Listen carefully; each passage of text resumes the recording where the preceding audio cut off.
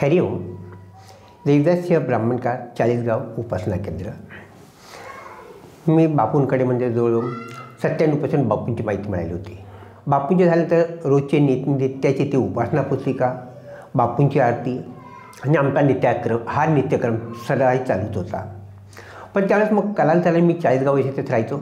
आम्ही सर्वही वडील वगैरे तारखेला राहायचे. तिकडे लहान भाऊ बापूंचं करायचा, मी इकडे चाळीसगावमध्ये उपासना वगैरे करायचो. वडील बंधूही निजामपूरला आहेत, तेही तिकडे उपासना करायचे. पण कालांतराने म्हणजे काही पाण्याचा त्या दिवशी वेळेला खूप दुष्काळ होता आमच्याकडे.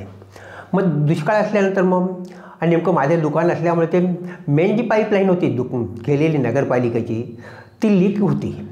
आणि त्या लीक झाल्यानंतर ते पाण्याचा जो ओघाचा चिरकांडी यायची ती दुकानाच्या खालून वाहत राहायची आणि रोडावर पाणी व्हायचं. आणि पण लोकांना पाणी मिळायचं नाही, त्यामुळे लोकांचा खूप ओरडा होत राहायचा.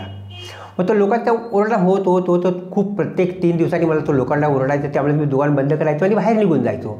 पण ते लोकांनी इतकं कंटाळून टाकलं की नगरपालिकेचे अर्ज दिलीत की यांचे दुकान उठवा आणि ती पाईपलाईन बरोबर दुरुस्त करा.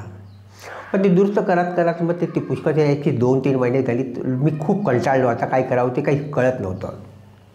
मग एक दिवस मी गुपचूप रात्रीच्या वेळेला गेलो, मोटारीचे जॅक आणले, दोघीकडनं दुकानाची टपरी उंच उचलली आणि ज्या दिवशी पाणी येऊन गेलं त्या दिवशी नेमकं कुठे गळायचं पाणी लिकाची चिरकांडी देते त्या ठिकाणी थोडंसं कोरलं आणि त्याला थोडंसं दाबून ठेवलं. ते दाबून ठेवलं आणि पूर्ण हाताने असं सारवलं. बापूंची घरून उदी आणली, थोडीशी पातळ उदी सिमेंटसारखी ओलसर केली, ती 2 मग्गाभर, आणि ती पूर्ण त्याच्यावर टाकली आणि त्याच्या हाताने सारवून दिली पूर्णतः.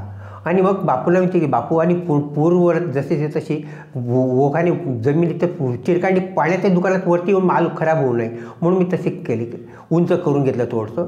आणि मला तर 3-4 दिवस वाढ बघितली ते कोरडं होतं की नाही म्हणून त्याला हवा लागण्यासाठी तू उंचच ठेवलं की जास्त दुकान पुन्हा खाली केलं नाही, जॅक काढून घेतले आणि आजूबाजूनी लावून ठेवलं पूर्ण. मग 3 दिवसांनी ज्यावेळेस पाणी आलं, मग आता त्या पाण्याच्या बापूंनी एवढी कृपा केली की ते एक पाण्याचा ओघही त्याच्यातनं वरती आला नाही. आणि त्या दिवसापासून पहिलीच प्रतीची म्हणजे बापूंची की आम्हाला आली की एक पाण्याचा थेंबही ते कधी आला नाही. आणि बापूंनी पहिलीच प्रती दिलेली. आम्ही त्या दिवसापासून पूर्णतः बापूंच्या प्रेमात न्हावून गेलो. आणि त्या दिवसाच्या न्हावून गेल्यानंतर आम्ही पूर्णतः बापूंच्या आमचं पूर्ण कुटुंब, 3 भावांचं सासर माहर जिकडचं जे असेल ते सर्व आमच्याकडचे स्त्रिया मुलं आम्ही संपूर्ण बापूंचे आहोत आणि आज बापूंकडेच आहोत. हरिओम. श्रीराम अंबन.